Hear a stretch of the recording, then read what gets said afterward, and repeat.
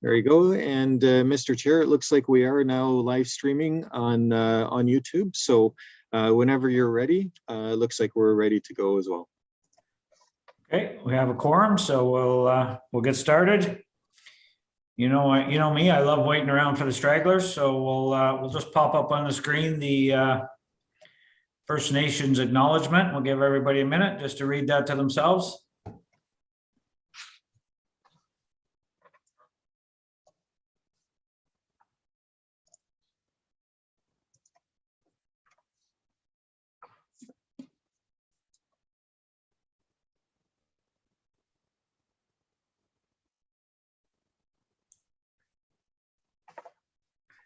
Nicely done, thank you.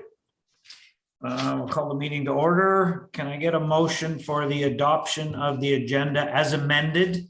We're going to remove item 14, which is the closed session report. We're going to wait for some more information before we deal with that issue. So I need a motion to move the agenda as amended. Director Dunn and Robert, thank you. Anyone opposed to that motion? We'll consider that passed. Okay, declaration of pecuniary interest, anyone? Should one arise later on, let me know. Approval of the minutes, please, from our second board meeting in February. Everybody's had a chance to look them over. Director Hooper, moved by Director Hooper, second by Director Woods. Wood or Woods? Robert? Wood? Rock. It should be it's Robert Rock. Rock, sorry, where did I get Wood? Sorry, you only got your first name on your screen there, so you threw me off. Okay, got it. So moved by Director Hooper, seconded by Director Rock. Anyone opposed to adoption of the minutes? Okay, those are passed. Business arising from the minutes, we have none. And we have some exciting news. We have a couple of new staff people we want to introduce to the board. So I will, looks like we got Callie Burke and Carolyn Snyder with us. And I will turn it over to Mark to make those introductions and say hi. Great. Thank you, Mr. Chair. If Carolyn and Callie can put on their the video screens, that'd be great. And Christy has recruited a couple of individuals for our conservation lands and stewardship team. So we're very happy to welcome these two ladies, which you see here.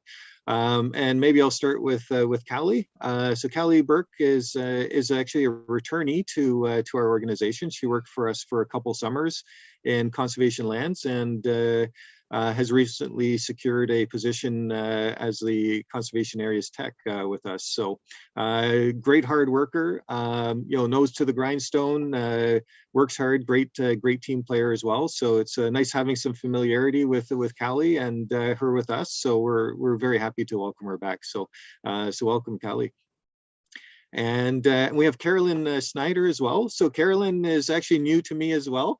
Working remotely. This is, I haven't seen her too much yet, but certainly welcome her. My understanding, she's got a very strong background in project management and work planning. Has got 10 years of experience with a local business, Superior Propane, and is excellent as well. A graduate. Both are graduates of Sir Sanford Fleming College, so some great kind of relevant experience as well for the CA field. And welcome, Carolyn. Awesome. Do either of you want to say hi, or do you want us to just leave you alone? I think I met you both on Monday, didn't I? When I was in there, I think I did. Yeah, excellent. I met you before your CAO did. Well, on behalf of the board, welcome, ladies. We look forward to working with you, and we heard some great things about you. So the expectations are high, and I'm sure we'll talk again in the near future. Thank you. Okay, we'll move right into item 6, which is deputation and correspondence. We have a deputation today from Miss Debbie Johnson. Is Debbie with us? Yeah. Debbie, you want to turn on your screen and turn off your mute? There you are. Welcome. Hi. Welcome, Debbie. Yeah, we can hear you just fine if you can hear us. So we'll turn it over to you to do your deputation. Go ahead. So my name is Dr. Amber Johnson. I'm going to be speaking from my mother's prepared statement, and then she can answer questions. She has a little bit of difficulty speaking for long periods of time, if that's okay with everybody. First, we'd like to thank you for allowing us to present to the Board of Directors. I'm just going to put on my bifocals. Okay, so I'm not sure if you would like me just to review our delegation request. We've taken out the name of the permit holder as well. So we won't be mentioning the name, but just referring to our neighbor or the permit holder and the fence contractor. So as was stated in our delegation request, the permit holder was granted his first permit in August 17th, 2020, and that permit was valid till August 17th, 2021. We were given a copy of the permit as well, and we noted that we stated 4 parts of the permit had been breached by our neighbor, including that no excavation, grading, or fill placement, no clear cutting of vegetation, no heavy equipment such as bulldozers, backhoes, skid steers, excavators, as well as notifying Kawartha Conservation within 1 business day prior to the commencement of the project. We would like to explain how the permit holder failed to meet any of the above mentioned tenets of the first conservation permit. So on August 16th, now it is noted that the permit holder was granted the line fence award in November of 2020, and they did not begin work until 1 day before the fence line award permit would expire, as well as the conservation permit would expire. They arrived early in the morning and commenced work in the farthest corner in our property, which is situated directly in the provincially significant wetland. The permit holder wasn't actually allowed to start work on the line fence after July 17th, and we had to have that work completed by August 17th, and that's stated in the award, the line fence award, and it's a protective thing, so you have enough time to finish a fence line. So they started the day before the award was going to end. And this, of course, broke the fence line contract as well. Myself and my mother both witnessed the illegal fence construction as well as the breaches in the conservation. We became aware of this due to the sounds of chainsaws and heavy equipment. We managed to walk, it's about a 5 or 6 minute walk through heavy brush down to this area. So we walked down and we confronted the permit holder and the fence contractor who were using heavy equipment to not only, they'd already clear cut about 160-foot path in the woods. They were also using heavy equipment, including an excavator, to remove the tree roots and disturb the soil. We have provided photographs of that, as well as I believe Jim Shrubsall has also provided photographs of his own witnessing. So we asked them to please stop. We informed them we'd be notifying the OPP. If they did not stop, they immediately loaded their equipment into their trucks and left. The OPP arrived that morning, investigated the area, trespassed both the fence contractor as well as the permit holder from the area, and we notified Kawartha Conservation and Jim Shrubsall. As well, we have other instances that the permit holder and the fence contractor were clear cutting large number of trees, which Mr. Shrubsall has stated in his statement as well, that we're not even involved with the fence line. They also broke the tenets of the Forestry Act, as they were supposed to. There's a number of large trees that were directly on the line, and they would have had to notify us before they could have cut those trees down anyways. They did not notify us. So we've been in constant contact with conservation to make sure that they're always updated on what's happening. It's interesting to note that the line fence award that was granted in 2020 was granted before there was a conservation permit. We're the ones that notified the line fence award and are the permit holder that he needed a conservation permit, which he went and got later on after he had the line fence award. So the line fence award was granted before a conservation permit was instated and before they understood the tenets of the conservation permit, that the line fence could not be created through excavation, through clear cutting, and removal of tree roots and things like that. Unfortunately, I think this has caused a problem not only for the fence contractor, but the permit holder, as having to hand dig fence posts through a wetland. And the portion of the wetland that we're discussing today is not even the wettest part of the wetland they will have to go through. The southern line is completely submerged 90% of the time, with at least 2 or 3 feet of water. So we're not sure how they're going to hand dig the holes there at all. So what we are asking, and what our concerns are, is this is not the first time they've done this. This is twice that Kawartha Conservation has been notified that they have breached the conservation permit. Previous to this, they also on the northern boundary, which is also in the buffer zone. If you look at the map, our neighbor contracted people to come in and cut our trees down. So he has a long history of trespassing, and police. We have many police reports as well as evidence. So he was granted a second conservation permit on August 18th, and I believe this was before. We've never had a negative experience with Kawartha Conservation. They've always been very kind and pleasant and helpful. We believe that he did not tell the truth when he gained his second conservation permit, and he used that conservation permit to access a second line fence award extension, and as well he told the line fence committee that he had a conservation permit. So he kind of piggybacked them off of each other, even though he broke the tenets of the Line Fence Act as well as his first conservation permit. So we presented our evidence, of our photographic evidence, and I believe that Mr. Shrubsall is going to testify as well on what he saw. And we'd just like to open, if you have any questions for us, for my mother, that would be perfect. Hey, thank you for that. We do have your correspondence in your pictures, so I want to acknowledge that. I'm just going to ask for a motion from the board to receive your deputation and your correspondence, and then we'll see if there's anyone has any questions for you. Moved by Director Dunn, second by Director Rock. Thank you. Are there any questions for the deputant regarding their presentation here today? Okay, we have a motion to receive the deputation of correspondence. Anyone opposed to that? We'll consider that passed. So thank you, ladies, for your presentation. What I'm going to do is just ask you to leave the meeting at this point. We're going to deal with our staff person, our compliance officer. We'll get a report from him. We'll ask some questions, and then we'll see where the board wants to go from there. So thank you very much for bringing your concerns forward to the board. It's much appreciated. Thank you. Thank you. Thank you. Okay, we've got that one. We're going to over to item 7, which is the staff report from Mr. Shrubsall, our compliance officer.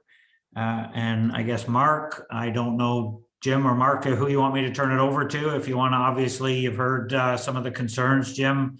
Perhaps you can we've got your report in front of us, but perhaps you can give us a quick overview just on trying to address some of the concerns that were brought forward by the deputants, if you don't mind. Yeah, of course. I can confirm a lot of the items that they brought forward, such as the few breaches of the Kawartha conservation permit. I don't believe we were notified when work was started, so just to confirm that. And the second part was about heavy equipment being brought into the wetland. I don't know, do you guys have a copy of the permit to look at as well? No, I don't believe the permit is something that the board has, just relying on your staff report there, Jim. Okay, yeah, so I can kind of walk you through it. So in the permit, our site plan actually has the wetland layer as part of the site plan, and you can see where the fence is supposed to be allocated and where it runs through the wetland. So it's mostly associated with a forested region on the property, and the rest is open field where the fence runs through, just to kind of give you an idea of the area we're looking at. So when I had gone out on October 8th for a permit inspection, I did find that there was some fresh tracks going into the forested area that is associated with the PSW, provincially significant wetland. So those are my observations from that day. And looking at our permit, we do have a condition specifically on the permit that covers basically all types of heavy equipment. So from backhoes to bobcats, anything heavy equipment related that they could be using to install the fence posts. So those are just my simple observations from that day, that I did find that there was heavy equipment in use at some point associated with that with the fence line. So after that inspection, a few days later, I did email the permit holder just to inform him that there was a potential breach of the conditions, and more or less just to give a soft warning that heavy equipment can't be used in that area going forward. There didn't seem to be an issue from that point. It was more or less just to have some correspondence on the matter and let the permit holder know. And I don't believe there are any other issues that arose from that correspondence, at least between ourselves and the permit holder. And prior to that, there was an inspection that was completed on April 30th of 2021. And that was more or less from the complaint that came from the deputies, I guess we can call them today, Ms. Johnson. And when I went out for that inspection on April 30th, I did find that the area that was being cleared was a lot larger than I would suspect for a new fence line. So I did take note of that, and I didn't record any other issues after that date, other than going back out for October 8th, which was another response to a complaint. And then just to tie that up, on March 3rd of this year, I went out to do another routine inspection where I found there were no additional changes and nothing else to report on that matter.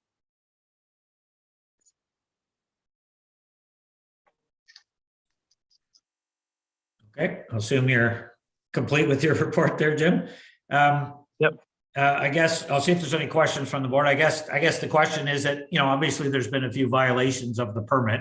I don't think anybody's arguing that fact. I guess the question I have is, at what point would these violations warrant, where is your judgment call in warranting revoking a permit, as opposed to you sort of have one more chance to do this properly? Where do you, is this just you sort of take a perspective at it and you're satisfied that from here on in they're gonna follow the guidelines, so you're okay with that? Or what do you base that on? Is there something? Go ahead, Mark, do you want me to answer this one? Yep, go ahead. Yep. So we more or less look at the how much damage is done through the violation. In this case, I took note from my multiple inspections that it warranted a warning. Everything that was done on site that was outside of the permit wasn't irreparable, and was close enough to the works that they were carrying out that it wasn't deviating much. It just, like I said, warranted a warning. And I don't have any inclination to think that from this point on, the permit holder is going to deviate from the conditions again. okay, thank you for that. I believe that. Yeah, sorry, I believe that they're well aware that we're watching the site now, and we've had previous correspondence with them, and there's been no issues arising from that. Okay, thank you. Any other members of the board have any questions for Jim? Director Smith, go ahead. Yes, thank you, Chair Latham, through you. And first of all, I had a bit of trouble getting on today, and I was on with the phone for a few minutes before I got on video. So I did miss a bit of the deputation, but the pictures that you have in your, this is to Mr. Shrebsall, pictures you have in your report show what I would call a snake fence or a rail fence rather than a page wire fence. Yep. Is this what they've decided to do instead of the page wire? So you'll, I just, it just seems to me that it would be, I'm going to use the word less impactful than a page wire, but go ahead. I believe the fence you're referring to is pre-existing. That's what they're looking to remove I to see. put in a page wire fence. I don't know if you can notice from the photos, there are some new cedar posts that you can Right. see staggered along. I believe right now they're just going through the entire fence line and putting in new posts, and then to what I believe is going on there. I haven't asked the permit holder, but from what I can see, it's probably that they're going to remove the old fencing after and then install the page wire onto the new posts. All right, thank you. All right, thanks for that explanation. Thank you. Are there any other questions for Jim regarding the report? Director Hooper, go ahead. Yes, thank you, Mr. Chair, and through you to the inspector. When do you actually get involved? Like, when they first initially start the project, do you actually go out and make sure that everything's being followed to the T, so to speak, and or do you wait until somebody, till it's halfway into the project and then you go out and inspect it that way? I just wondered if we could have sort of, stopped a little bit of the nonsense that's gone on so far. Yeah, I would say that generally we tend to keep a closer eye on some of the higher profile sites, some of the bigger developments. So these files tend not to get a lot of attention. Routine inspections are hard given the size of our watershed, and we tend to have to prioritize certain sites based on the potential for violations to occur. So to be perfectly candid, this is one of those properties and one of those projects that more or less flew under the radar based on the very low impact development that it is. So from that point, we generally respond to complaints for these types of files and doing inspections. Okay, good. Thank you very much. Appreciate the answer. Thanks, Mr. Chair. Thank you. Any other questions for Jim? Okay, we have a motion in the report that the staff report on permit P 2020-216 on Elm Tree Road be received. Can I get a mover and a seconder for that, please? Moved by Director Seymour Fagan, second by Director Hooper. Any further questions? Anyone opposed to receiving it? We'll consider that passed. Any follow-up motion at this time? Okay, thanks, Jim. Very much appreciate you taking the time to do that report and the follow-up. Thank you. Thank you. Okay, we're going to move down to item 8, presentations and applicable action items, flood outlook and operational improvements. Emma and Irina Sholorenko. Just before we start, Irina, I just want to reach out to you and your family. I know you have Ukrainian heritage, and this must be a difficult time for you, your family, and your friends. And I just want you to know that the board is obviously thinking of you and obviously all the people in the Ukraine. So hang in there. And I will turn it over to you guys for a flood outlook and operational improvements. Go ahead, ladies. Thank you. So through the chair, we obviously would like to share a bit of presentation with you on the current flooding outlook. It is that time of year when we start to get quite nervous about rain and temperatures increasing, and really wanting to have a look a bit more closely about what's going on in the watershed. We've also made some operational improvements, as we always continue to do, so we just wanted to share those with you today. So Irina, our hydrologist, will be taking you through this presentation. So at this point, I will pass it over to Irina. Thank you. Thank you very much, Emma, and thank you very much, Andy. I really appreciate your note and your support. We are very proud to be both Ukrainians for how Ukraine fights and to be both Canadians for the support we receive from community. It's just incredible, and it helps us to get through these darkest days. I'm very grateful. Okay, thank you. I think we're all seeing, Irina, the impressiveness of the Ukrainian people. So thank you for that as well. Thank you. Oh, okay. Okay. So it is my pleasure today to report on one of the most important services that we provide to our member municipalities and the public, flood forecasting and warning. Before I go into the current freshet situation and the latest program advances, I will repeat my mantra that floods are natural phenomena which cannot be and should not be prevented. Flooding becomes a problem when humans start intervening with rivers' life space, and they start competing with nature. And furthermore, humans' activity can and unfortunately are contributing to increasing likelihood and impacts of flooding. So the flood forecasting and warning program, the main objective of the program is to protect the human life and property by providing an advance warning to those who may be affected by flooding, as well to those who have responsibilities to respond to flooding. In Ontario, the flood management is a shared responsibilities among the conservation authorities, local municipalities, and the province. And we all have different roles in these responsibilities. Conservation authorities run monitoring networks, maintain monitoring networks, monitor conditions, evaluate flood risk and communicate flood risk. And also we participate in the municipal flood emergency planning. Municipalities are responsible for maintaining their emergency plans and providing rescue and emergency response. And Ministry of Natural Resources operate provincial-wide warning system, as well as they provide the flood forecasting and warning program, flood forecasting and warning in locations where conservation authorities do not exist.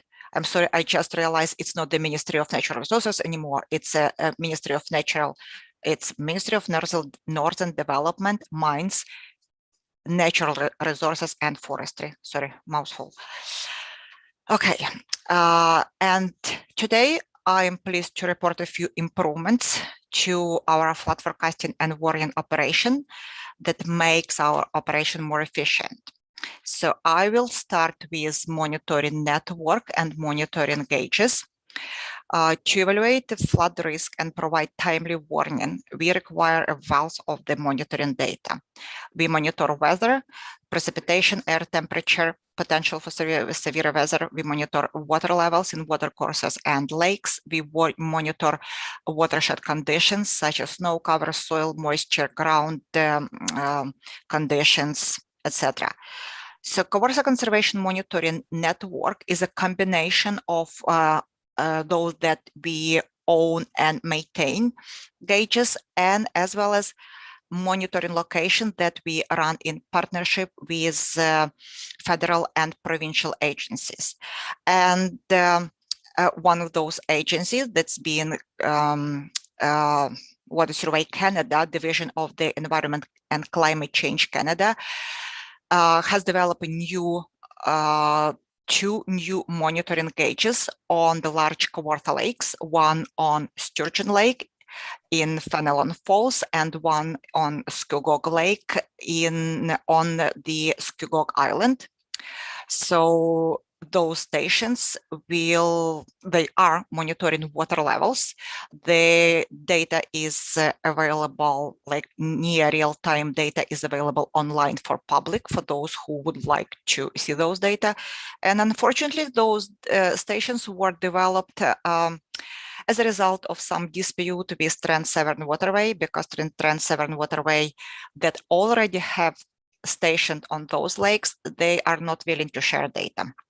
That's very unfortunate. However, new stations always good, and actually these stations are new sleek looking stations instead of big walk-in shelters. Now it's just looking way better. So the next improvement that I would like to bring to your attention is opening the snow data to the public. This is a snapshot of the screen of snow data that is available on our website. In reality, it's interactive screen, so users can choose the period of time, and they can average data, find maximum data, minimum snow depths, maximum snow depths. There are 4 locations. Our snow courses data represented on this website, and it's very cool. It's a great way to share information, in my understanding. Also, at the end of 2021, we introduced the video camera in one of our gauge stations, namely at the Mariposa Brook near Little Britain. So yeah, it's hard to see. This is video camera on the top of the monitoring gauge. And yeah, this is our location. And the camera helps us to interpret data that we receive on hourly basis. On hourly basis, we receive water level data. Now with imaging, it helps us to evaluate this data. And I want to show you some images from this camera, and actually it's just 1 month's worth of images. Well, not every other day, and I can call it from the snowmobile ride to the canoe trip. So this image is February 26th, and we go March 3rd, March 7th, 10th, 15th. So like 15th, we started our freshet. It's all melted on 17th, 20, and on 22nd, we have canoers on Mariposa Brook. I still think it's too early, but well, we do have people canoeing by now. And the another update into our operation system is flood inspection application. This is an excellent step ahead. It developed internally by Nancy with great help of Nancy Asbden. So this app will be used by the flood patrols, and flood patrols are crews that in flooding situation go around the watershed and monitor conditions that happen in locations where we don't have direct monitoring. So this application will allow us to streamline the data collection and improving the coordinated response. Data collected in field is instantly available on the website. Website is accessible from any location, and like from any general website location. Data. This is actually an excellent opportunity for partnership with our municipalities, member municipalities, adding their information on the flooded or damaged sites to the joint website. So how it happens, we have the collection applications available on the tablet or on the cell phone, and as soon as it clicked collect, this check mark on the website, I can see whoever can see this green point, and this green point is accompanied with pictures, with explanations, and lots of details. This is we are at the major at the final steps of the setting and testing it, and as soon as it's all all bugs are found, we will be sharing it with our member municipalities. Okay, and now I will go to the spring freshet situation as of this year. So even though the the snowpack has not established until the beginning of January, however, it's this considerable snowpack has accumulated before March 15th. There was no January lows. That is very common occurrence, not this year.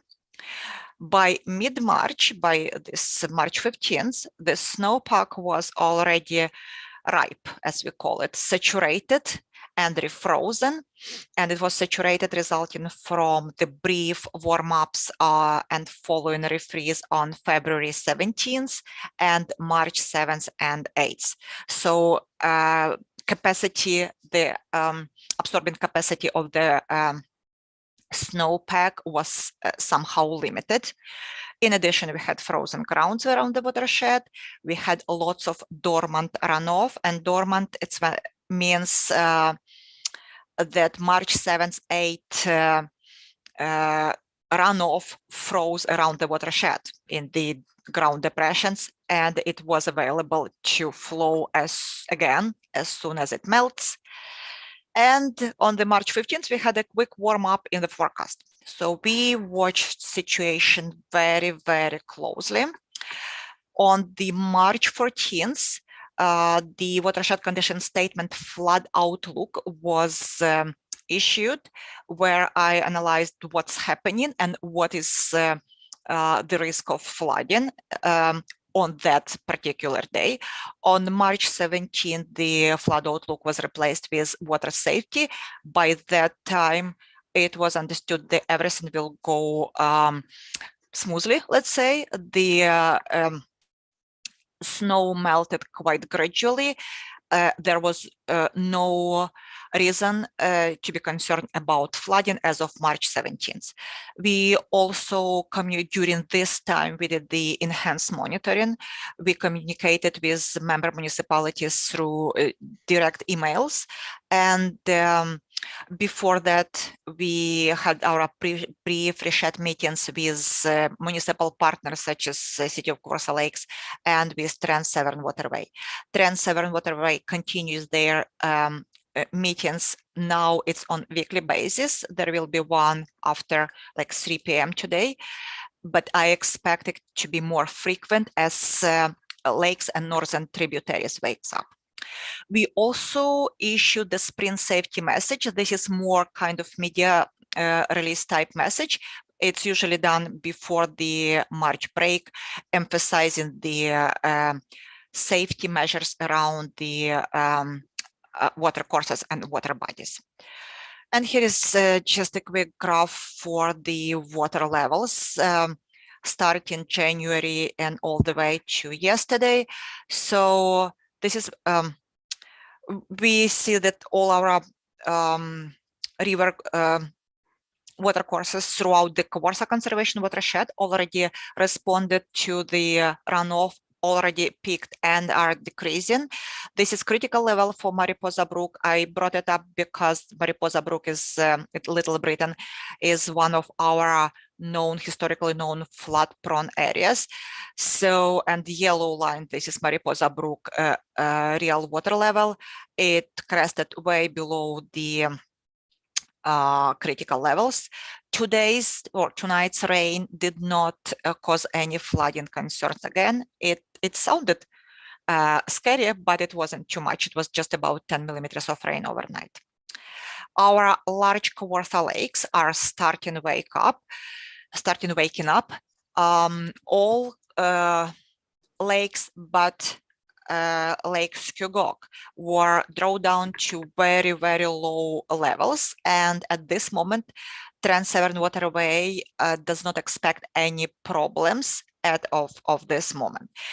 Lake Skugok, however, it's already above its full navigation level. and it will be increasing. I was in communication with the township of Skugog on that. I did emphasize that maybe some sandbags will kind of checking on sandbags would be a good idea for this spring. So speaking of our northern tributaries, such as Burnt and Gull rivers, those are monitored and flood forecasting are provided by the Ministry of Northern Development, Mines, Natural Resources and Forestry. And I believe they are watching it closely. I have not heard anything. I have not seen any warnings from ministry yet. At this moment, they are again starting waking up. The snow cover was not as significant as within our watershed. Let's say within our watershed, we had 140% of average. For northern tributaries, it was about 100% of average.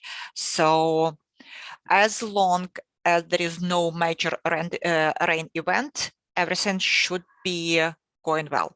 However, yes, we are still monitoring this developing situation.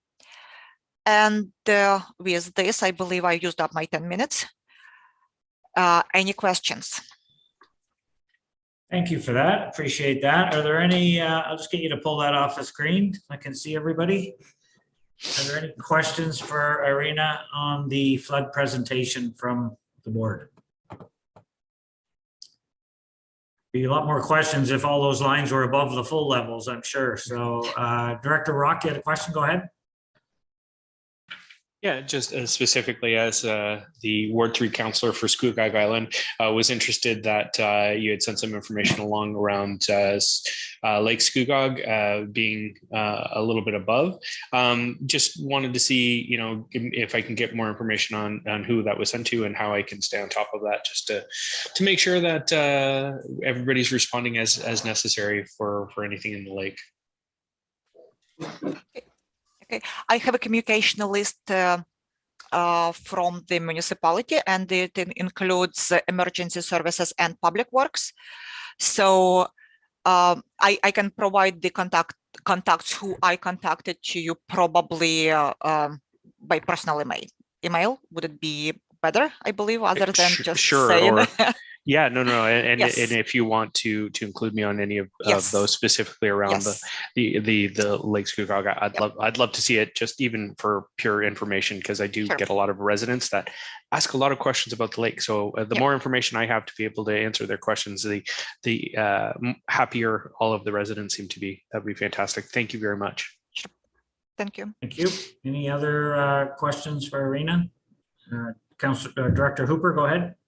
It's not really a question. It's just a thank you to Irina for, I did ask a question. I think she was a little bit confused in regards to why I was asking it, because we really don't in our area, don't have that much flowing into Durham, Clarington, but I was curious as to how they monitored the situation in regards to when the floods, you know, the waters go up and cause the flooding situations. And she very aptly explained that they use a camera system, which I thought was very innovative in regards to that. And I just want to say thank you for that information. And because we have one of the questions I did want to ask is, do they monitor the ice flow? Has the ice flow started to come down through the rivers and creeks and stuff like that? Because we've had that situation here where we had some severe flooding in our one of our main baseline roads, and then we had an emergency on the 401, and it was an utter catastrophe as far as emergency trying to get truck traffic through on baseline road because the road was flooded. And I just wondered, how situations in other municipalities handled situations like that. That was all. Thank you. So the camera, well, I forgot to mention, it's still our pilot project. We're still learning. We have funds in our budget for this year to install a couple of more cameras. That is very helpful. And the reason why we chosen it installed it in at Mariposa Brook, because Mariposa at that intersection, Little Britain and County Road 4 yes, we've seen the ice jams there. So it does help to monitor ice jams. But at this time, the most efficient way to monitor for ice jams is our flood patrols. That's the crew that goes around and checks on the situation around the watershed. Great. Thank you very much, Irina. Very good report. Thank you. Yeah, some great operational improvements, obviously. So any other questions for Irina? Okay, No? can I get a motion that the presentation on the current flood outlook and operational improvements be received, please? Moved by Vice Chair McFadden, second by Director Smith. Any last chance for questions? Anyone opposed to that motion? We'll consider that passed. Thank you very much for your presentation. Much appreciated. Take care. Welcome. Thank you. Okay, we'll move into item 9.1, which is permits. Mark, and I don't know if Ashley's going to join you, Mark, but I'll turn it over to you for the permitting update. Go ahead. Yeah, great, and and Ashley is here for any questions you might have as well. The report before you on permits is our standard report identifying our performance related to some of the performance standards that have been agreed to by conservation authorities. And we've done fairly well on this, particularly given some of the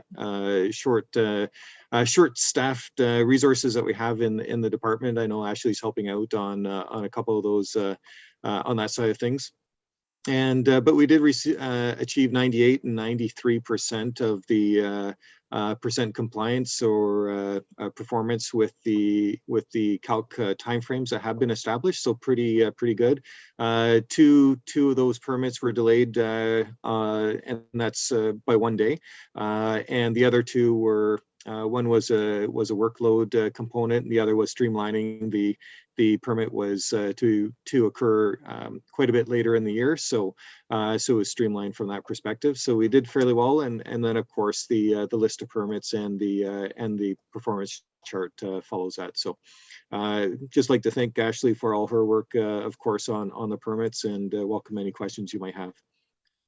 Thank you. Any questions for Mark or Ashley on the permitting? Okay, can I get a motion that the following Section 28 permits issued by staff and the permitting performance report be received, please? Moved by Director Rock, seconded by Director Seymour Fagan. Thank you. I knew you would.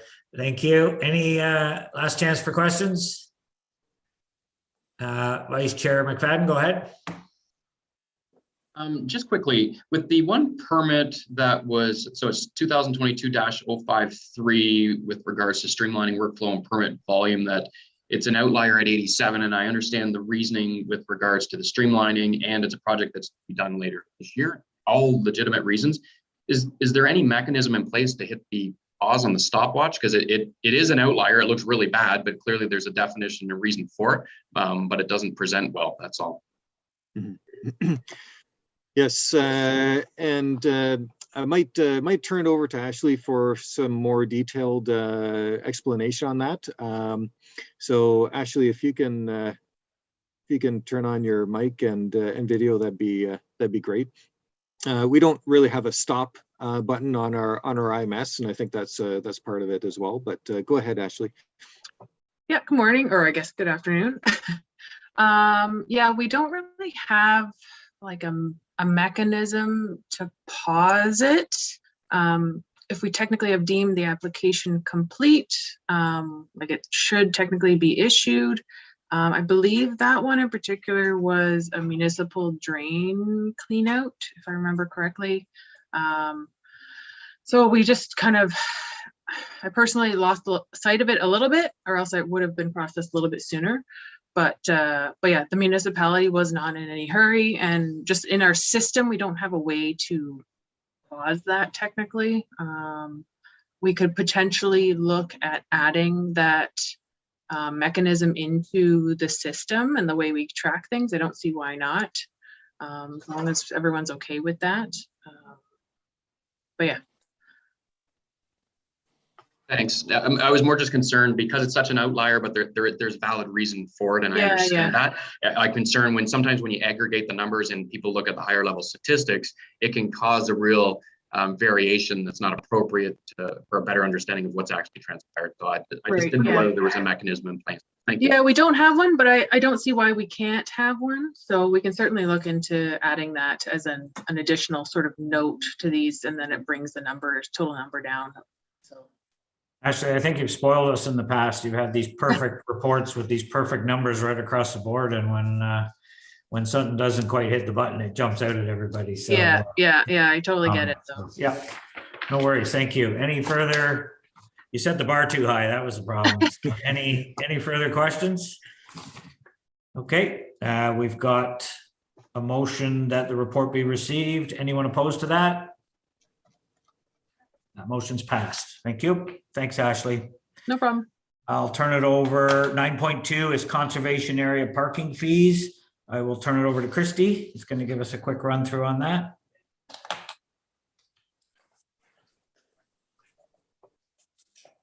Hi, thank you, Mr. Chair. We have been charging parking fees at Ken Reed for quite a few years now.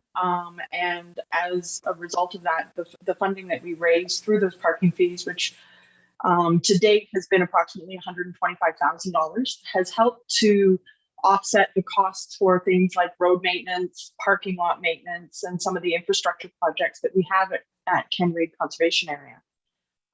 With the increased number of people visiting our conservation areas over the last couple of years, we have seen obviously an increase in parking revenue for Ken Reed, but on those conservation areas that don't have parking fees, we have seen considerable impact. And I know I've made presentations to the board in the past about dumping challenges and issues with damages to our infrastructure.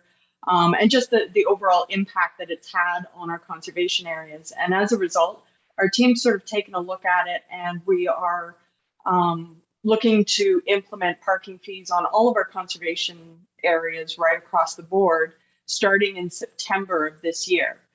And so the fee structure will be exactly the same as what it currently is for Ken Reed. It would be $4 for parking, regardless of where it is that you're parking. That gives you your day's worth of parking fees. If folks wanted to, and our hope is that this will encourage people to go more to the annual parking pass, because now they will have an annual parking pass for all of our conservation areas. So there's some savings for our users in that regard.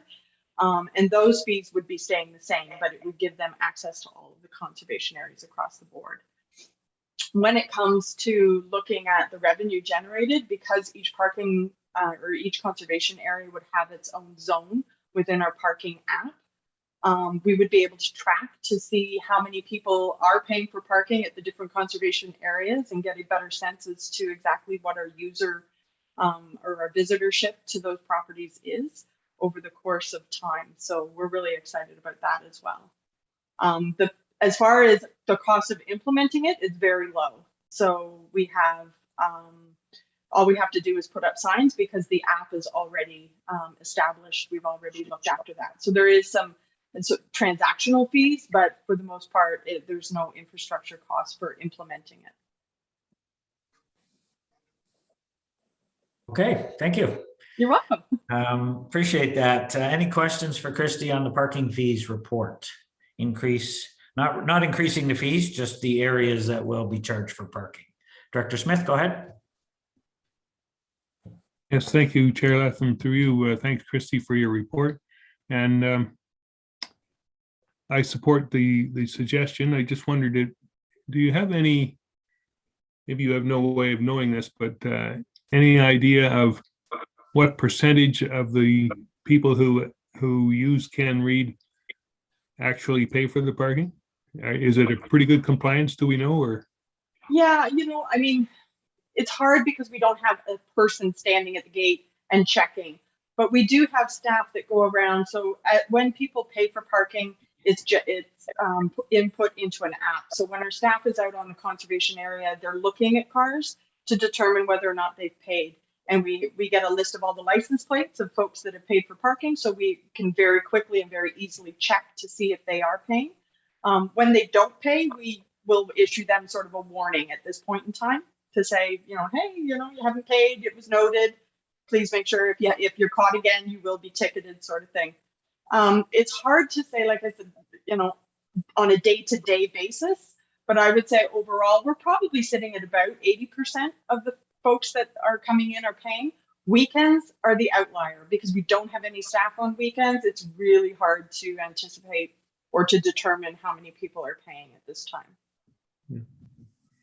All right, thank you. That's a higher percentage than I Ken Reed's the one that we have staff here all the time, right? Yeah. So when they see a person walking around the conservation area, it's like, ooh, I better go pay, right? So when we look at properties like Windy Ridge and Durham's Cross Forest, when we have less presence on the property, I don't anticipate that the participation will be quite as high, but I'm hoping that over time people will start to adopt it. All right, thank you. You're welcome. Thank you for that. Any other questions for Christy? Can I get a motion that the conservation area parking fees report be received, please? Moved by Director Rock. Thank you. Second by Director Dunn.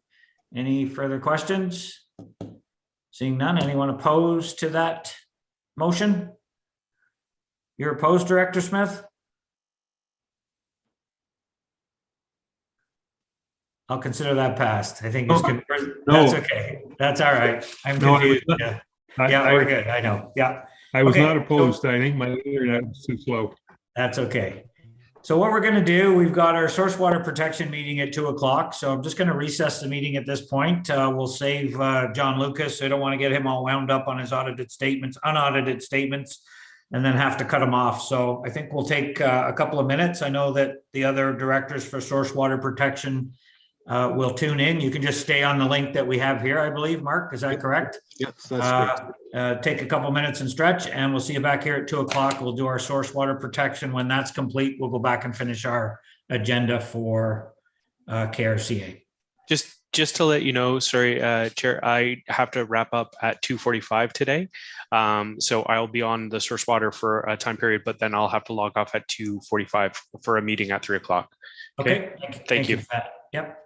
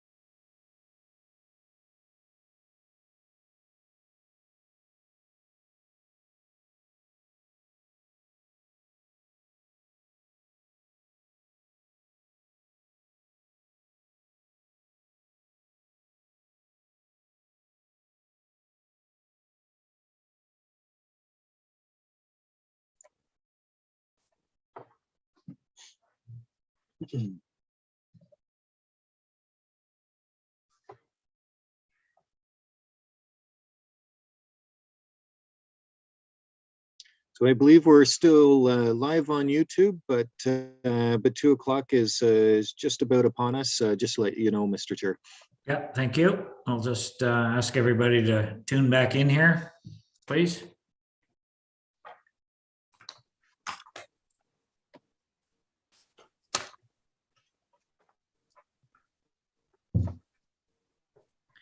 There we go. Confirm we have quorum. We'll call the meeting of the, welcome everybody. Call the meeting of the March 24th, 2022 Source Water Protection Meeting to order. Can I get a motion, please, for the adoption of the agenda? Director Smith, seconded by Director Dunn. Anyone opposed to adopting the agenda? We'll consider that passed. Any declaration of pecuniary interest on today's agenda? Seeing none. Approval of the minutes, please, from April 22nd, 2021 from last year, whoever was in attendance. Director Seymour Fagan, second by Director Hooper. Any questions on the minutes? Anyone opposed to adopting the minutes from last year? That's passed. Thank you. There's no business arising from the minutes, I believe. We'll go right into our first report, which is an update on the Trent Source Protection Committee activities. And we'll turn it over to Jenna. I think we're going to turn a lot of these over to Jenna, and we'll let her do what she does well. So go ahead, Jenna. Thank you. Through you, Mr. Chair, there is quite a bit of activity that has occurred in the last year or almost year since our last SPA board meeting. Most of it is resulting from the 4 Source Protection Committee meetings that have happened. Those meetings were held on May 27th, July 21st, September 29th of 2021, and then the last one on January 26th of 2022. The meetings always start with a summary report provided by the chair of the committee, in which he summarizes the quarterly meetings that are held on a provincial level. The high-level summaries from those meetings included information on the appointment of a new director of the Source Protection Programs branch at the ministry level. Correspondence was received from the town of Fort Erie that was just requesting that the province ensure that clean drinking water is provided to all, as it is a human right. And there was also a First Nations opening acknowledgement that was developed through a committee and is now being used to open every Source Protection Committee meeting. A brief program update was given by the program coordinator, Keith Taylor, who works out of our lead Source Protection Authority, which is Lower Trent. He summarized the amendments to the director's technical rules, which were just approved December 3rd of 2021. He had also said that the committee has addressed some changes, which were identified using draft wording that was circulated back in 2019 of those amended technical rules. And now that they are approved, consultation is being done and the additional work resulting from those is being captured in our Section 36 amendment. The Trent Conservation Coalition staff have prepared a consultation plan, which includes early engagement with the Ministry of the Environment, Conservation and Parks, which should occur in late 2020. And then pre-consultation with municipalities and affected landowners should be occurring in early 2023, with public consultation following thereafter and submission of the completed Section 36 work plan to the MECP sometime in early to mid 2023. And that's all resulting, a lot of which from the amended technical rules. Conservation Ontario provided a quick update outlining the launch of a drinking water source protection road sign education and outreach program that was launched on October 7th of 2021 and culminated on October 25th of 2021, with a photo opportunity with MECP Minister Piccini. All of the CAOs from the from the conservation authorities in our source protection region were in attendance, along with other communication staff and local press. Mark attended, and I think it was a very positive event, and Minister Piccini really highlighted the successes and the importance of our program. Annual reporting was submitted at the April meeting and it met the MECP's May 2021 deadline. all of the annual reports for the Trent Source Protection Plan and the Ganaraska Source Protection Plans received a grade of progressing well and on target. And this was heading into 2022 was the second year of using the updated online annual reporting format.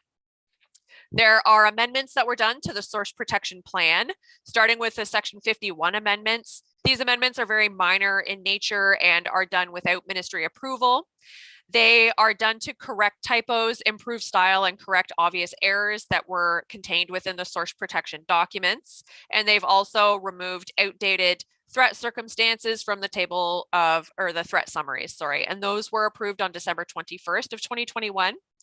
There are two Section 34 amendments which are being completed within the Trent Conservation Coalition, one for a new drinking water well in Colborne, and the second is actually within our watershed. It's for the connection of a new well in Blackstock. So the Colborne amendment was completed on September 15th of 2021. It was then, there were some comments that were received that were addressed through the source protection staff. And as of January 2026, it was submitted to the MECP for a final approval. The Blackstock one is a little bit behind in that process as it was started a little bit later. There's an agenda package later in this agenda that will address that, but it is in progress quite well right now. There was also a lot of work done on our Section 36 amendments, which is an ongoing thing since 2018, which addresses all of the work that was contained within our Section 36 work plan to address issues in implementing policies and just clean up some mapping and other obvious errors that were missed in the first iteration of the source protection documents. So a lot of these, as I mentioned earlier, are to address new or amended director's technical rules, which are really impacting some of the significant drinking water threats, how they are defined and then managed. The first being road salt application. So there was a new method for calculating percent impervious cover over vulnerable areas for road salt application. And it resulted in changing of the way that calculation is done. Rather than basing it on a 1-by-1 arbitrary 1 kilometer grid that was placed in the center of the region, it is now calculated based on the shape of the intake protection zone or the wellhead protection area, which results in a much more accurate determination of where significant drinking water threats apply. So that new method was proposed actually, and it was led by the Lower Trent Conservation Authority, and it was approved for use by the ministry.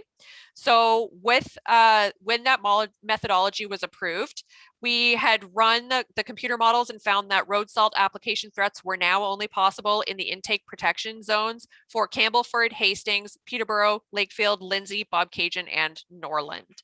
So no groundwater systems have salt application threats possible under these new technical rules. So as a result of that, we are amending our policy wording to make sure that all new significant drinking water threats in these areas are being addressed adequately. Because residential homeowners make up most of these properties within these areas, the committee has approved that the use of education and outreach for these homeowners would be the best method to address these threats, as well as using education and outreach for very small parking lots.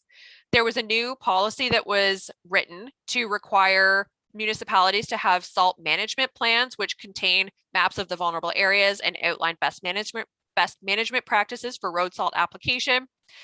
It was decided that risk management plans would be used for parking lots of more than 50 spaces or greater than 150 meters squared if spaces aren't marked. And there was a strategic policy that was proposed that would require municipalities to sample for sodium and chloride levels during peak runoff or snow melt seasons. Road salt storage rules had also changed, and there was a great decrease in the volume of salt that results in a significant drinking water threat. Originally, it was a minimum of 500 tons, now reduced down to just 10 kilograms. So that they have also added in that it has to be stored in a manner where it may result or is guaranteed to be exposed to precipitation or runoff. So Currently, our road salt storage policies require risk management plans for existing threats and prohibition for future ones. But due to the significant lowering of the volume that would result in a significant drinking water threat, we took a look at those, and the committee received for recommendation, that we use education and outreach for those small volumes, again, resulting from residential homeowners. And there is also clarification being sought from the ministry on their intent of some of these changes, which would then impact our policies. And the committee is reviewing additional suggestions at the upcoming Source Protection Committee meeting to be held on March 31st next week. Pathogen wording was also worked on over the last year. Because in the work plan, there was a request for a threshold to be determined, which would then dictate how many livestock would be required to result in a significant drinking water threat. This was also contained in our Section 36 work plan, and that we had drafted some policy wording that would mean that backyard chickens, so up to 6 backyard chickens, or 6 or more, backyard chickens would be considered a significant drinking water threat. However, when we circulated those to the ministry for their early engagement, they had determined that backyard chickens are to be considered pets and not livestock. Therefore, our existing policies sufficiently cover off all of the existing significant drinking water threats and didn't need to be amended. The non-agricultural source material policies were also reviewed, as there was some pretty significant gaps identified in them by regional staff. So education and outreach, again, was highlighted as a very valuable tool to support our policies.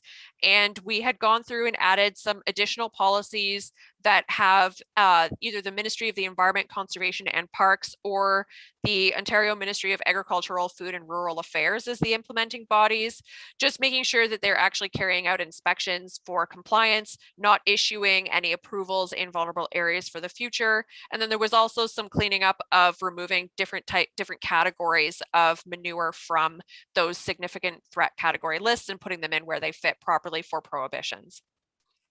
Snow storage is another significant drinking water threat that we have to address through the amended director's technical rules. Previously, the minimum storage area was outlined in hectares and it was 0.01 hectares. However, the new rules have changed the area down to a minimum of 200 or around 200 meters squared. And they also include considerations for the predominant land uses in those areas of snow storage. So again, the region has reached out to the Ministry of the Environment, Conservation and Parks for some clarification around those technical rules. And we are then, the committee has tabled the discussion until we hear back from the MECP on some of that policy direction. Dense non-aqueous phase liquids were another significant change that was outlined in the director's technical rules. Previously, the chemicals themselves had been listed in the tables of circumstances, which risk management officials would reference when trying to determine if there was a significant threat on the property.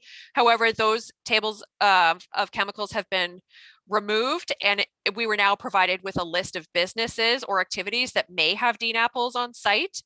This list would then potentially require risk management plans to be negotiated with these businesses regardless of the presence of them on site, just because they're listed as one of those businesses in the rules.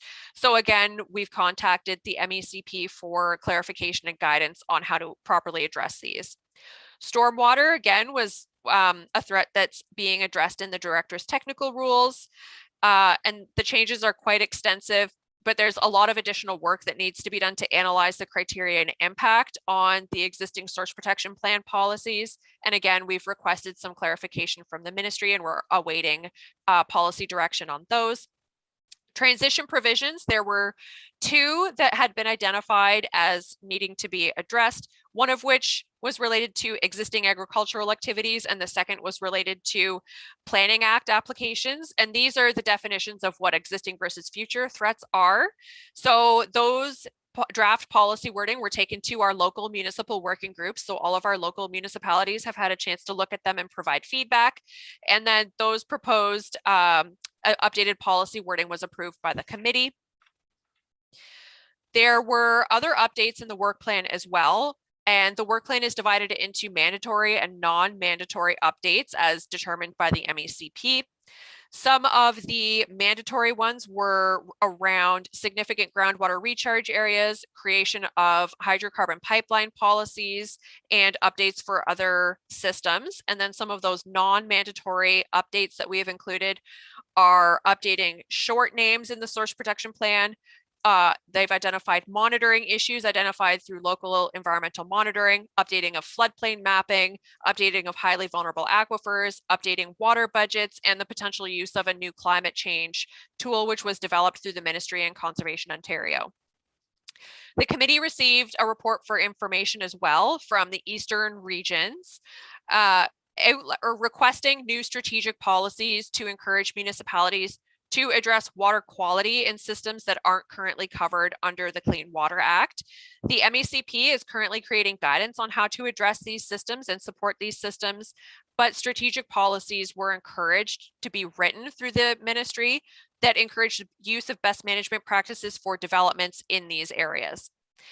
The lead for each source protection authority provides an update at each of the source protection committee meetings. All of these updates reflect information and actions that have been taken through the municipal working groups, action that's been done on the remaining risk management plans, the status of local education and outreach programs, potential impacts of MZOs on the source water protection program, progress on any local Section 34 amendments, and any issues or challenges or positive news.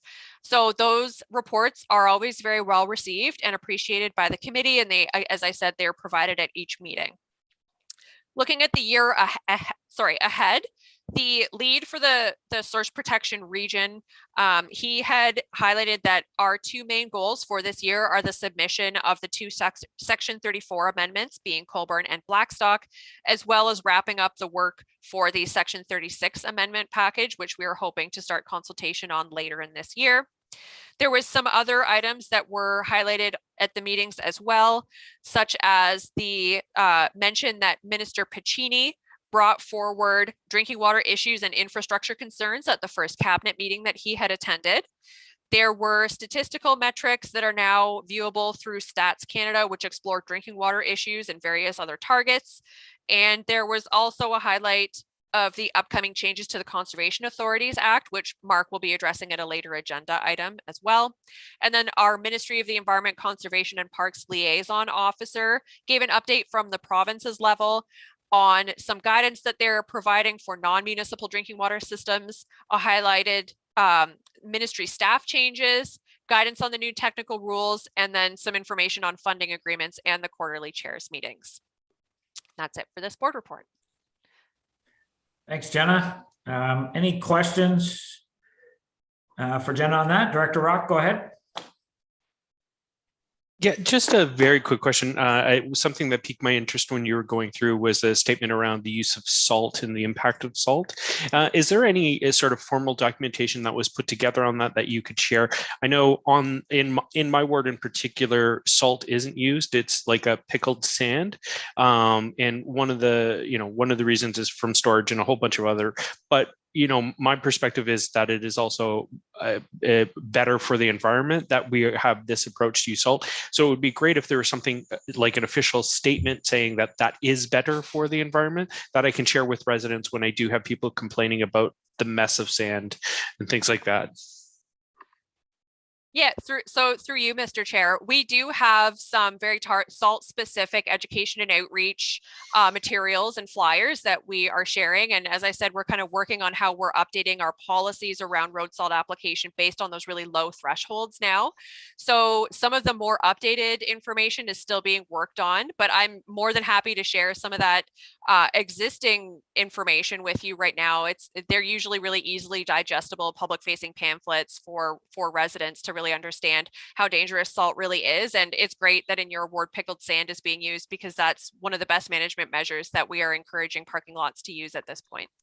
If only many of the residents would also agree to that. But the one other question I had is at the end there, you touched very briefly on non-municipal water systems. And I'm just wondering if this group will have any input or conversation with the potential plan of the Mississaugas extending water and sewage to the rest of the residents on Scugog Island.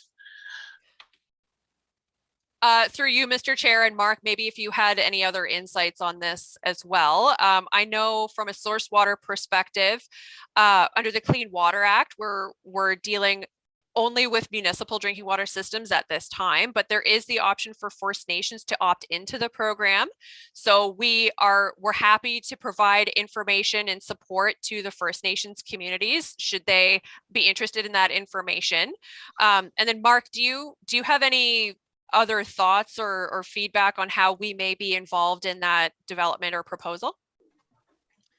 Yeah, thank you, Director Rock, through you, Mr. Chair. Jenna encapsulated that correctly in terms of source water protection program and perhaps some inclusion there. In terms of the overall provision of water sewage to the island, my understanding is that would probably come to us since it's outside of kind of First Nations lands from a reserve perspective. It would come into the Planning Act for municipalities, and therefore we would be commenting on that in our capacities. So obviously, seeing as though that's my ward, I would be very interested in that conversation, because already there was a news story that was released today, and I can tell you that my email and my Facebook Messenger is quite full with give me more information. So as that does come up, I would very much appreciate just being like any information being shared with me so I can keep the residents up to date. Those are all my questions. Thank you very much. It was very informative, Jenna. I really appreciate your update. Thank you for that. Any other questions for Jenna on that report? Seeing none, we need a motion then that the update on the recent Source Protection Committee activities be received, please. Director Rock will move that, seconded by Director Kennedy. Thank you. Anyone opposed to that? We'll consider that passed. Thank you, Jenna. Appreciate it. Item 6 is the proposed update to the TCC assessment report and source protection plan. Back to you. Go ahead. Thank you. So through you, Mr. Chair, as I had alluded to, this is the agenda item that addresses the updates to the Blackstock Municipal Drinking Water System. In late 2020, the region of Durham had initiated the process to update the Blackstock Municipal Drinking Water System, which consisted of the connection of drinking water well 7 to the treatment and distribution system that's already existing and in place. This goes along well with the updated groundwater modeling that the region of Durham was already undertaking, which had begun in 2018. There is legislation under the Safe Drinking Water Act as of July 1st of 2018 that ensures that all source protection documents must be amended and updated, and they're therefore approved by the MACP before drinking water may be provided to users of any of these updated systems. So this applies to both existing and new drinking water systems. The amendment process is actually quite complex and takes quite a long time to complete, often over a year, as the ministry does have to be involved on a couple different levels on that. So we are kind of in the middle of that process right now. There is kind of a table showing where we're at in that process. So the upgrades to the Blackstock system, as I said, are very minimal in nature. It's just the connection of an already existing well to the distribution and treatment system. And that results mostly in just administrative and text updates to our source protection documentation. And where we're at right now, so staff have been working very closely with the region of Durham to complete the amendment package, the proposed amendment package, and making sure that everything in their proposed amendment adheres to current technical rules, mostly around the shifting of the wellhead protection area to put the new wellhead protection area on that new well. So in September 17th, sorry, of 2021, technical staff from the lead source protection authority, being Lower Trent, again, as I'd said, issued a memorandum confirming that they had received the amendment package, the proposed amendment package from the region of Durham, and that it was complete, and issued their memorandum thereafter. On September 27th of 2021, we had issued the section 48 notice, which is where that table comes from, containing all of the proposed amendments, the text amendments that need to be completed in our source protection documentation. And that notice is what allows the municipality to apply for their amended drinking water works permit.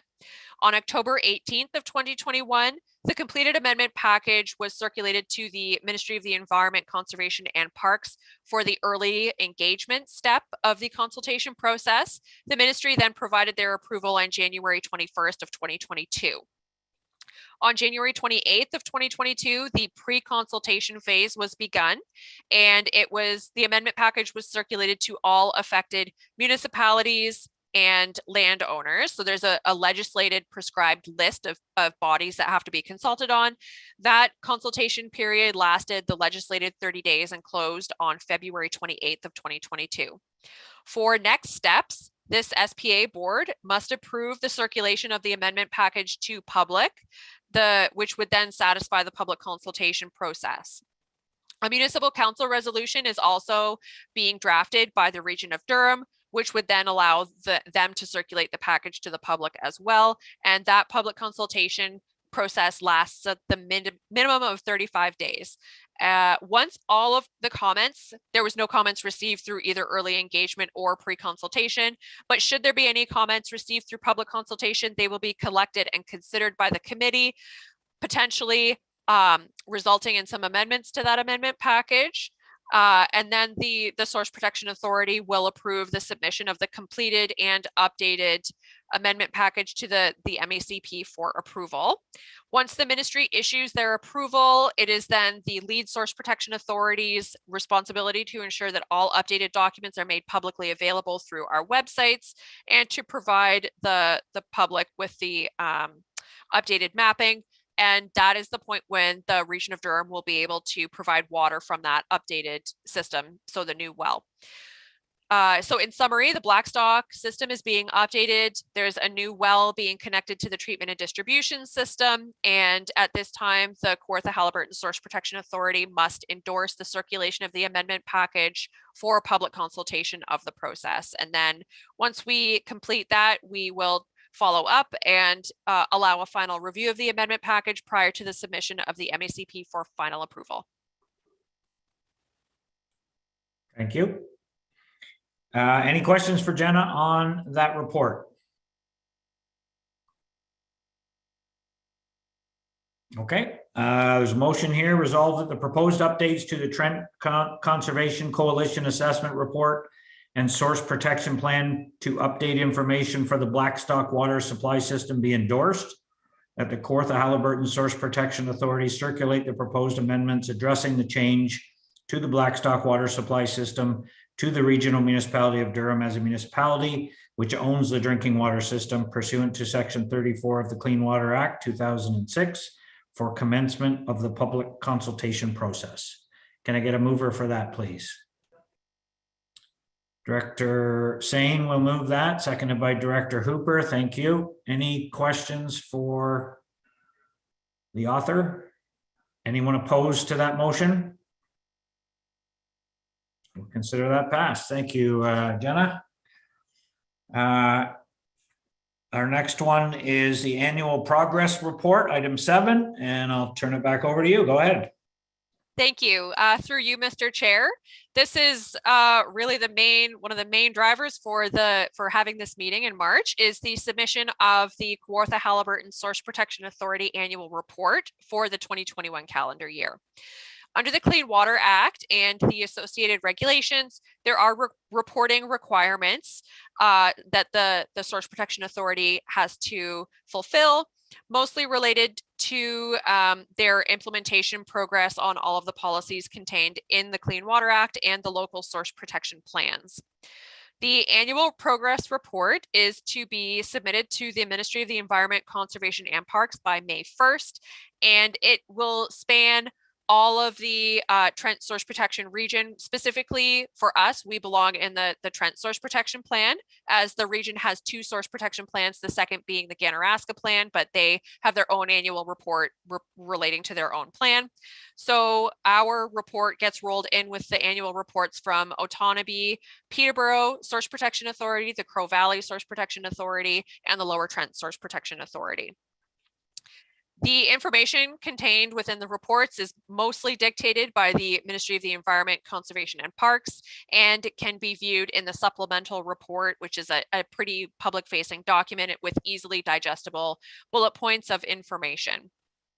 As of 2021, the Trent Source Protection region had moved away from the previous annual reporting format using Excel files to a nice, clean online web reporting format. The new online reporting format is supported by the Ministry of the Environment, Conservation and Parks, as well as Conservation Ontario. And eventually the hope is that the entire province will be moving to this online reporting format. We were just one of the first ones to hop on board with that. There were multiple training webinars that were held, 2 per year usually, as information or just a refresher for all of the municipal staff that are using that online reporting format. And hopefully everything has gone smoothly. We haven't been made aware of any real glitches this year, and it's just getting easier and easier as the years go on, which is great news for us. Once all of the annual reporting through the online format has been received, it's rolled, as I said, into the regional progress report, which the Source Protection Committee will be receiving for information and endorsement on March 31st of 2022 at their upcoming meeting. Due to the quick turnaround time between our meeting and their meeting, the draft of our annual progress report has been rolled into the regional one for endorsement. And then, as we had discussed earlier, this Kawartha-Haliburton Source Protection Authority Board will be viewing the overall Trent annual progress report at our upcoming meeting on April 21st of 2022, and will be hopefully allowing the lead Source Protection Authority, being Lower Trent, to submit on our behalf to the ministry by the May 1st, 2022 deadline. The annual progress report is divided up into 5 sections that require grades to be assigned individually. They are municipal progress, septic inspections, risk management plans, provincial progress, and awareness and changes in behavior. And then there is an overall grade that will be assigned to the Kawartha-Haliburton Source Protection Authority as well. Highlights of the municipal progress report. The municipalities are actually responsible for 56 individual policies in the Trent Source Protection Plan. Some highlights are that standard operating procedures for day-to-day planning decisions have been, they're all finalized and approved, and they're functioning very well. 4 municipalities have completed the source water protection amendments to their official plans and zoning bylaws, and the remaining municipalities have them in progress and will be finished by the legislated timelines contained in the source protection plan. All municipalities have also confirmed that their emergency management plans have been completed and they do conform to the source protection plan. Therefore, an overall grading of P, progressing well on target, is suggested for municipalities. Septic inspections under the Ontario Building Code. It is required that septics be inspected where they are considered significant drinking water threats. So that is in groundwater or surface water protection areas with a score of 10, a vulnerability score of 10. There are 364 individual septic systems within our watershed that must be inspected once every 5 years. So the first phase of the inspections was completed, and a grade or 83% of them, so 301, passed with no maintenance required. 14% or 51 of them passed, but with minor maintenance required, such as replacement of baffles, lids, or a pump out. And 3% or 12 of them actually failed, requiring major work such as replacement. Now we're in the second year of the inspections, and the inspections for these systems will be beginning to be undertaken in 2022. There was some staffing issues resulting from the pandemic, which I'm sure we're all familiar with, that had stopped them from kind of being undertaken in 2021. So overall, a rating of P, progressing well on target, has been suggested for these septic inspections. Risk management plans. So risk management officials, which I actually am as well. That's the other half of my role. We're responsible for 39 policies in the source protection plan, using 3 tools, being prohibition, risk management plan, or restricted land use. Due to COVID, risk management officials across the province had really struggled doing in-person site visits and risk management plan negotiations, which resulted in most source protection regions across the province requesting timeline extensions for the approval or the finalization of all of those risk management plans. Locally, the Trent Conservation Coalition had received an extension to December 31st of 2022, so the end of this year, which was a 2-year extension on our original timelines to have those risk management plans in place. Internally, the Source Protection Committee had requested that all risk management plans be negotiated by December 31st of 2021, allowing for a 1-year kind of buffer should there be any outstanding. The total number of risk management plans negotiated in our watershed in 2021 was 5, which has resulted in the total number of risk management plans reaching 43. These 43 plans, along with elimination of threats through threat verification, site visits, etc., has resulted in the removal of 667 or 99% of the 675 significant drinking water threats initially identified in our region. So that's really great news. The other tool that's used, the restricted land use, requires notices to be issued by risk management officials for any planning act or building permit applications to ensure that there would be no significant drinking water threats being created through these proposed developments. There were 12 Section 59 notices issued within our watershed for 2021, bringing the total number of Section 59 notices to 138 for the entirety of the, since the effective date of January 1st of 2015 for the protection plan. So a rating of progressing well and on target has been suggested for risk management plans. Provincial ministries, there are 5 provincial ministries that are actually responsible for implementing 27 policies in our source protection plan. The provincial ministries have indicated that 87% of their policies have been completely implemented, with the remaining 13% being marked as in progress. However, these in progress policies use wording such as continuing or ongoing investigation, and therefore will most likely always be marked in progress. And everybody is doing great. The lowest one, out of curiosity, is the Ministry of Transportation, which has 60% policy implementation and 40% in progress. So again, it was suggested that the provincial progress receive a grading of progressing well and on target. Lastly, the source protection awareness and changes in behavior. Road signage has always been identified as a very valuable education and outreach tool. And prior to 2021, there are 60 drinking water protection zone road signs that have been installed within our watershed, 4 on provincial highways and 56 on municipal or county roads. Due to the pandemic, there was a limited number of public events which were available for education and outreach booths to be held at. So we continued to rely on our conservation and municipal websites and social media for sharing some of those very valuable resources. There were specifically 2 social media campaigns that were developed last year, both of which revolved around the drinking water protection signs, the road signs.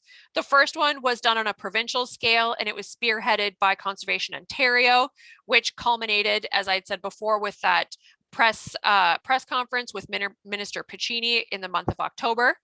There was a second one that some of you will be familiar with that was led by John, our communications specialist at Kawartha Conservation, and it featured very local and well-known people holding one of the road signs, and it linked them to a Know Your Signs page on our Kawartha Conservation website. I myself attended the Lindsay Fair at a booth, and as usual, the vulnerable area maps were a great draw for people. People always really like to see where they are on a map, and then in relation to some of these vulnerable areas and other interesting features. So that was a really great event, and we're looking forward to attending more events this year.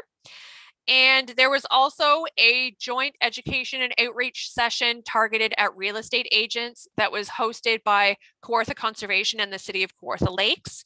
It was very well received, and the local real estate board has asked that it become a yearly occurrence. And then, as always, we continue to share Conservation Ontario's education and outreach materials throughout the year. So overall, the source protection awareness and changes in behavior has been suggested to receive a grade of progressing well and on target. So overall, all of the reporting agencies had got their reports in by the February 1st reporting deadline for 2022 this year. And staff would be happy to provide any additional information or copies of those reports upon request. And it was suggested that an overall progress grade of progressing well and on target be assigned for the entire Kawartha-Haliburton Source Protection Authority for the 2021 annual reporting period. Thank you. Thanks, Jenna. Any questions for Jenna on that report, that update? You're killing it. What can I say? We got a motion here to resolve that the Kawartha-Haliburton Source Protection Authority approve the grade of P progressing well on target for the status of implementation within the watershed, and that the draft Kawartha-Haliburton Source Protection Authority annual progress report be endorsed and forwarded to the Source Protection Committee for comment in accordance with O Regulation 287/07. Need a mover and a seconder for that, please. Director Dunn will move it. Director Seymour Fagan will second it. Any questions? Final questions? Anyone opposed to that motion? We'll consider that passed. Well done, Jenna. Thank you. Okay, we're going to move into item 8, which I believe we're going to give Jenna a break, and it's Mark. Mark, who's up on this one, the Regulatory and Policy Proposal Consultation Guide under the CA Act. Go ahead, Mark. Yep, thank you for giving me the time to find my mute button, Mr. Chair. I appreciate that. This item is one that our board is familiar with. It was presented at a previous meeting when there was active consultation on the 3 different regulations that were released by the ministry. Given this is specific to source water, a component within those regulations that were, or that guide that was released, I wanted to bring it forward to the Kawartha-Haliburton Source Protection Authority board as a whole. Just to make sure everyone was aware of what the content was in that proposal. And this proposal does stem from some work that the province has been doing on modernizing conservation authority programs, and in the end does fill a gap that was identified in the Clean Water Act, and also in some of the amendments through Bill 229 that address source water considerations. The proposal itself was released in May of 2021, and there was a period of time where there was consultation on it. And in those proposals, there was a component that dealt specifically with source water protection. So that has been highlighted for you in this report. The regulation itself, the proposal did provide a lot of flexibility in terms of how costs could be attributed to the source protection program amongst the municipalities through a variety of methods, either through kind of equivalent watershed area and wealth across the areas through CVA. Through agreement between Conservation Authority and municipalities for how those would be attributed to municipalities and the amount they pay, or as decided upon by the Conservation Authority Board of Directors itself. That would be the KHSPA. So there were a variety of mechanisms. I know a couple of options that were presented to look at an agreement between municipalities would be number of systems or number of drinking water threats within each municipality as a couple of examples. The consultation period, as I mentioned, is over. but what it did propose was a complementary budget process to our existing Conservation Authority budget process. That would require some additional meetings throughout the year from the Kawartha-Haliburton Source Protection Authority perspective. And also, of course, in deriving, what the budget framework would be. Of course, some discussions in between amongst municipalities. I did attach our commentary that was provided and refined a little bit. So these are the actual comments that were provided to the ministry, where we identified that the budget process would certainly would be more complex. And would require some additional meetings. We also noted that we have a number of municipalities that don't have systems that are part of the Kawartha-Haliburton Source Protection Authority. So that would provide an interesting voting dynamic depending on the methods chosen. So we suggested that be clarified by the ministry, either in legislation or through a complementary kind of interpretation of what. Of how to interpret that in case a municipality, for instance, was deemed as not needing to provide a budget or a levy support for the program. And we also identified that continued financial support of the source protection program, which was explicitly noted in the consultation, was agreed to by the province or was identified, and as a result, just for additional clarity for municipalities and for conservation authorities, we suggested that the regulatory proposal could remain unproclaimed, which would provide some additional consultation at a later date, or at least some appraisal, and give some comfort for everyone that the funding would continue. So, and if that wasn't going to happen, just some additional additional communications or some additional work done by the ministry in order to confirm their intent of the amendments that they're proposing. So that concludes my summary of that report, Mr. Chair. Be happy to address any questions that I might be able to answer. Thank you. Any questions for Mark on that report? Okay, we have a motion that resolved that staff report specific to the legislative updates of the Source Protection Program as presented in the Phase 2 regulations to the Conservation Authorities Act be received, please. Need a mover and a seconder. Moved by Director Seymour Fagan, second by Director Hooper. Anyone opposed to that motion? We'll consider that passed. Thank you. Okay, our last item on the agenda is number 9, correspondence. Mark, you want to give us a quick update on that one? Go ahead. Yes, thank you, Mr. Chair. We have 2 items of correspondence for the board to look at. The first is from Isabella Sovino from the Ministry of Environment, Conservation and Parks. This was a follow-up to our letter from our discussions at the board relative to the non-agricultural source material discussions that we're having. And if you remember, we did invite members from the ministry to board meeting to kind of highlight some of the things that the program was related to, and some of the details in behind the program. So there was a number of items that we followed up on, and those are contained within that letter. And ultimately, it's what the letter identifies is that they're going through a modernization process themselves when it relates to some of the NASM materials. So they have a centralized service that they're providing now relative to the hauled sewage ECA applications. And that's all accessible on the website, on their website. So it is accessible now. So that was a new thing that they were able to share with us, and so that was directly addressing one of our points. Or the points from the board of directors. And in terms of municipal or agency notification, they really identified as self-serve, but it is accessible on the Environmental Registry of Ontario.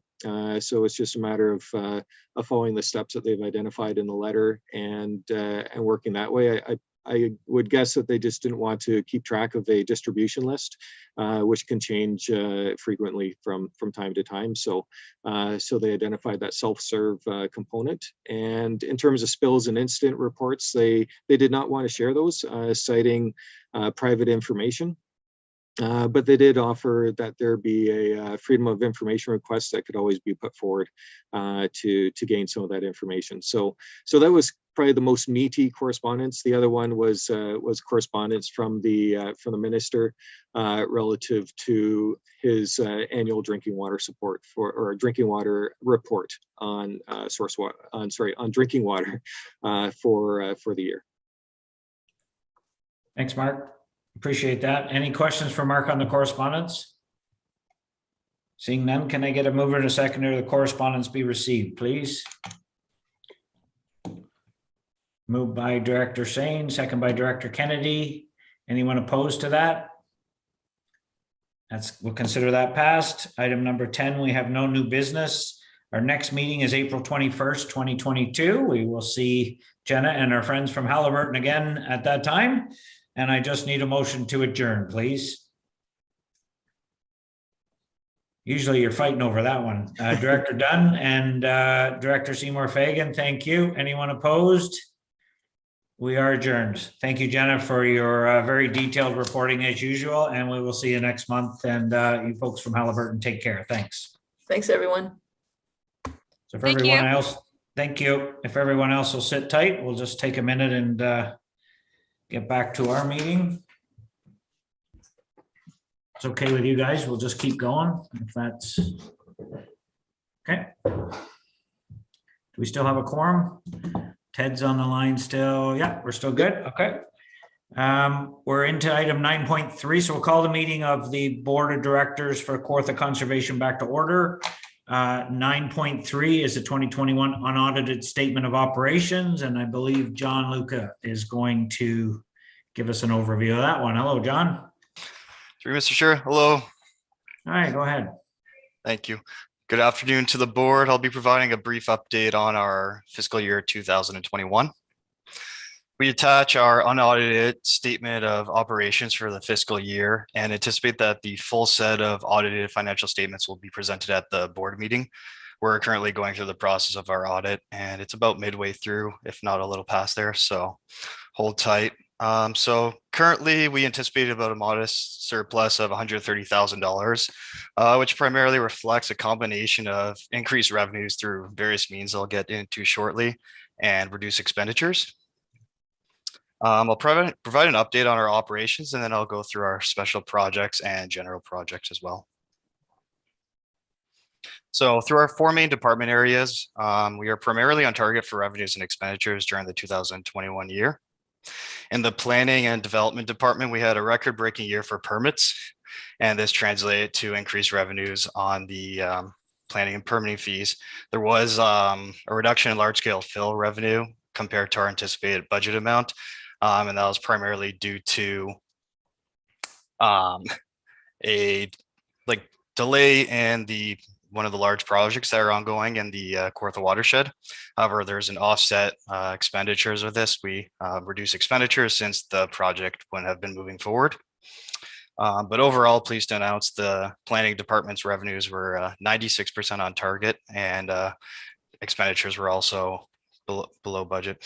Through the IWM department, again, really on target and had a good year with 98% on target with respect to revenues.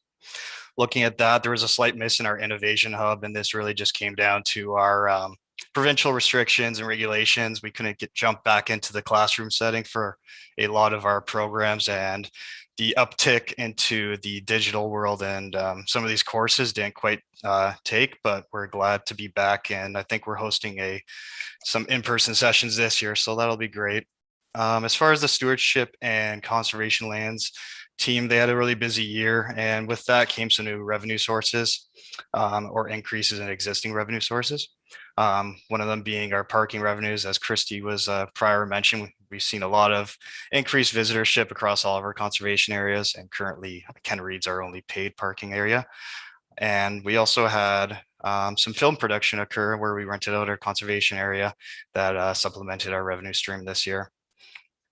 On an overall basis, in the operating areas, departmental expenditures were slightly reduced, primarily due to reduced overhead costs that I'd relate to more work, the remote work. You know, there's reduced utilities, building repairs and maintenance, and kind of supplies, items of those nature, and some staffing gaps between, you know, leaving and coming in. But overall, really good operational year. Coming back through the tail end of this pandemic. Just I'll give a brief update on our general benefiting projects. And the general benefiting, we are still moving forward with our digitization 5-year project. With a bit of limitations at the beginning of the year, you know, getting in the office, but turned out strong finish. We were able to convert about 28,000 records from physical format into electronic format, upload into our IMS, which is really good for the team for access of, you know, property records and any new permits coming through to go back and reference at, you know, a finger's click. And as far as we also have our general benefiting project for the website enhancements to increase our user interface and customer experience, where, you know, looking at permit status, for example, is one of the big initiatives. So that was prior mentioned, deferred into this year, 2022. So we're in discussions now and have like the proper resources and budget allocation to fulfill that project. And we're kind of in discussions with our developers at Cloca and working with our website team. So overall good progress in the general benefiting and nothing to note. As far as our special benefiting projects for both the region of Durham and city of Kawartha Lakes, 2022, we had some spillover into 2021 just for deliverables. And there was restrictions, you know, with being able, at one point, there was the slip you had to have to travel out there. So some items just couldn't be completed in 2020, or landowners weren't quite ready. So there's a bit of spillover into 2021 from 2020. And our 2022 budget also anticipated a bit of spillover for a few projects to complete in 2022 using deferred revenue. For example, I know in Scugog we have a pretty big landowner project, and the landowner is just not quite ready for their project, so that's commencing this year, and we've got everybody on board because this one was supported by a grant, for example. As far as the floodplain mapping, that project continued into 2021, and we had supplemental or sufficient deferred revenues to finish that project, as well as we received an extension on the grant for the National Disaster Mitigation Program, which is covering 50% of eligible expenditures for that project. And we received an extension to June 30th of 2022, at which time we're expecting that'll be the last floodplain project for the city of Kawartha Lakes to wrap up, at least for now. That's just a general summary of our operations and special projects and general benefiting projects. So just to conclude, we do anticipate a modest surplus on our unaudited statements right now of $130,000, in part due to the revenue reasons and you know, additional sources that came through the year, and then just the fiscal management throughout the year through staffing gaps, reduced expenditures on supplies and overhead.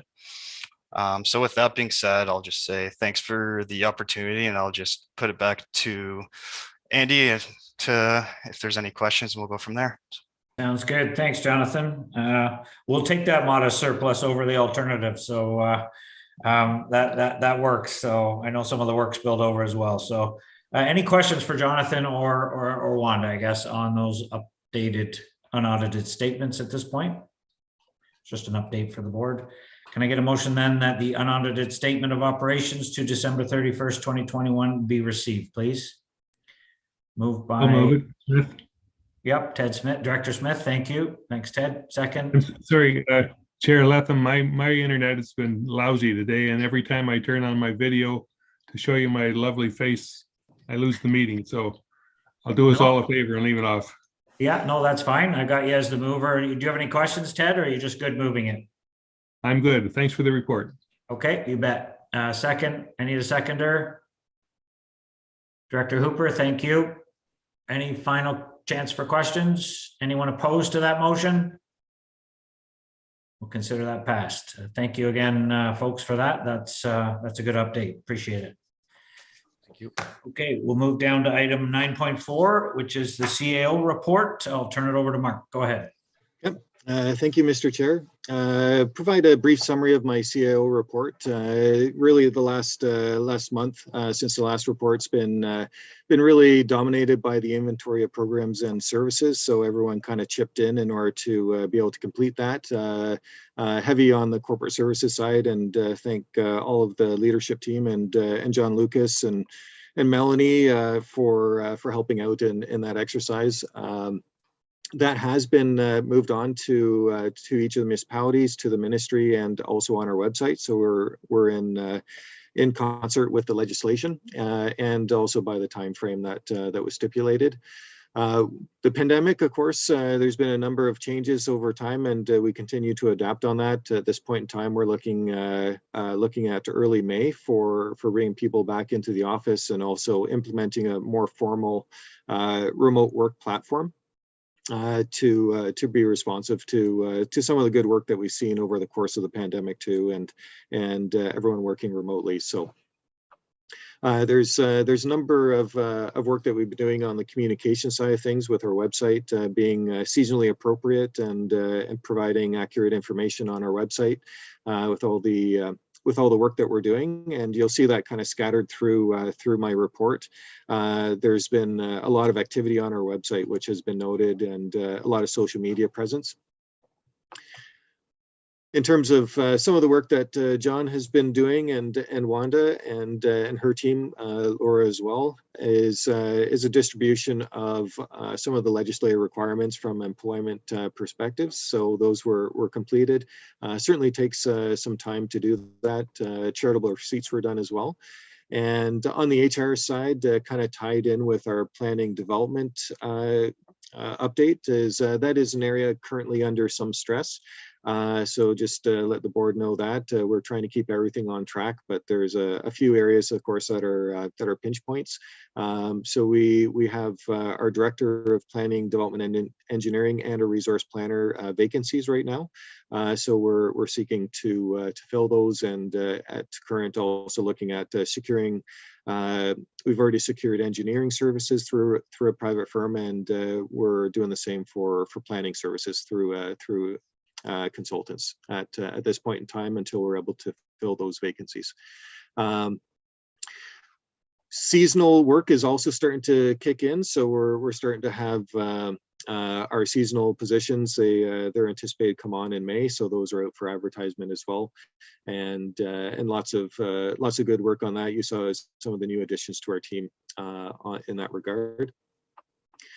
Stewardship and conservation lands, there's lots of great work that's going on there. We've secured 9 different private land projects for implementation, and that's specific to the Bring Back the Fish program. That's in urban areas in the Lindsay area in particular, but certainly in urban areas across the Kawartha Lakes, and the implementation of those projects will begin fairly soon.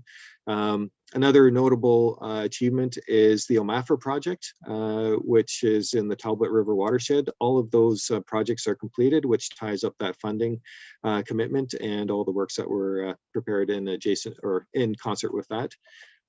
And our tree seedling sale has been very popular, along with our 50 million tree planting. So those are very well subscribed, and was originally a gap in the 50 million tree planting, or some of the programs that were the precursors to this. So we're starting to fill that gap nicely. I'll note a little bit in terms of community and outreach, the forest therapy, that's good due to the good work that Christy Virgo is doing with her forest therapy walks. She's the certified forest therapy practitioner, and we were able to donate $550 to the Mental Health Association, which is great. That's the picture that you see in the staff report. And I would mention as well that the actual program itself is funded through the Kawartha Credit Union right now. So thanks to their donation, we're able to support some pretty important initiatives as well. Conservation lands, there's lots of things that go on in conservation lands in the winter, and some of the stats that are identified just highlight that it was busy during that time. And one of the most notable pieces, which hopefully we'll have fixed by the time board comes in for an in-person meeting, is the roadway, which is notably always terrible in the springtime. So we'll endeavor to have that graded for everyone's benefit. But during the thaw, it's difficult to do that because all the work that you put in, you just have to end up redoing it. So it deteriorates in the spring if you do grade it within a couple of weeks. So it's not a good investment of money. So we'll wait until it dries out a little bit. And on the integrated watershed management side of things, I think you saw some of the good work that Irina presented on. That's been a good focus of activity for us, and ties right in with the flooding season. So I'll gently skip past that and just mention one more thing, which is the Lake Scugog Enhancement Project. We're busy working on that program, trying to make sure it moves forward. The permitting aspect is something that we note is kind of delaying the project, but staff are working to try and expedite those as we can, and work with the ministries to that end, both federal and provincial. So with that, I think that concludes any updates on the Cio report. Welcome to take any questions you might have. Thanks, Mark. Appreciate that. Any questions for Mark on the CAO monthly report update? Can I get a motion that monthly report be received, please? Moved by Vice Chair McFadden, second by Director Seymour Fagan. Anyone opposed to that? That is passed. Correspondence, Mark, is there anything you want to highlight in there? Go ahead. Yep. Thank you, Mr. Chair. There's two pieces of correspondence that were provided to us that might be a board's interest, and those were really dovetailing with some of our comments as well on these two proposals from the previous board meeting. So they dovetail nicely, and I'll just leave it at that, Mr. Chair. Thank you. Any questions on the correspondence? Can I get a motion to receive the correspondence, please? Mover and a seconder, moved by Director Dunn, second by Vice Chair McFadden. Anyone opposed to that? That's passed. Thank you. Thanks, Mark. Appreciate that. That takes us down to item 11.1, low impact development stormwater management guidance. I think Emma's going to give you, there you are. Emma's going to give us an update on that report. Go ahead, Emma. Thank you. So through the chair, the ministry released a 359-page guidance document. This was posted on the registry in January and with the due date of March 28th. And so I have to thank Brett Tregono for reviewing this substantial document. He's not able to join us today, but he provided comments for this report, so I'm very grateful for that. I think just to really say, we're looking for approval today from the board to submit those comments to the environmental registry. I think in summary, we would say we are looking at some really good guidance. This is really helping us with implementing low impact developments. This is looking at approaches to manage rain where it falls, so kind of reducing flooding risks and increasing resiliency to climate change. We have produced several comments which are just focusing on refining the document further, but in general we are supportive of this. I think if you're not familiar, low impact developments are things like rain gardens, green roofs, urban trees, permeable pavements, and they really look to minimise harmful impacts of stormwater runoff. So I'm not going to go too far into the comments on this one, but I'm very happy to answer any questions that you might have. I know Tanner is also available to field any questions on this one. Thank you. Thank you. And please pass on our thanks to Brent for making us not read the 359-page publication. Much appreciated. I'm sure I speak for the board. Any questions for Emma on this report? Seeing none, can I get a motion resolved that the staff report on the draft low impact development stormwater management guidance manual be received and comments as provided for in the report be submitted to the Environmental Registry of Ontario, please? Need a mover and a seconder, moved by Director Hooper, second by Director Smith. Will you second that? Yes, I will. Thank you. Any last minute questions? Anyone opposed to that motion? And that's passed. Thank you, Emma.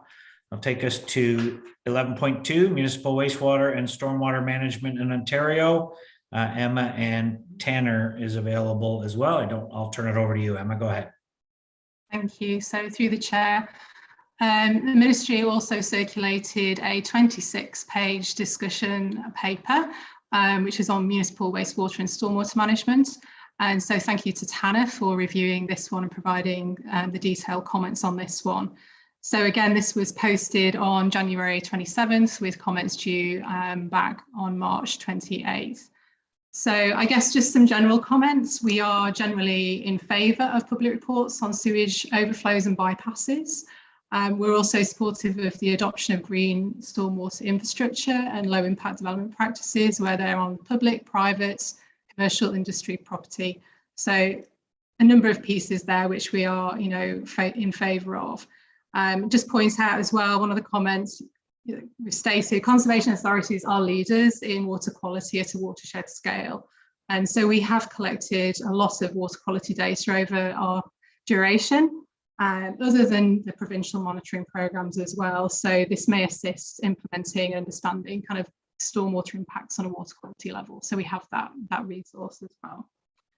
So I think in summary, many of the comments and suggestions are supportive of the province's proposed direction on improving stormwater and wastewater management. And it recognises that the work of the conservation authorities and municipalities are key to maintaining and enhancing clean, healthy and usable water. So I think today we're just looking again for approval from the board to post those comments on the environmental registry. Thank you. Thank you. Is Tanner, do you want to add anything or did Emma cover it?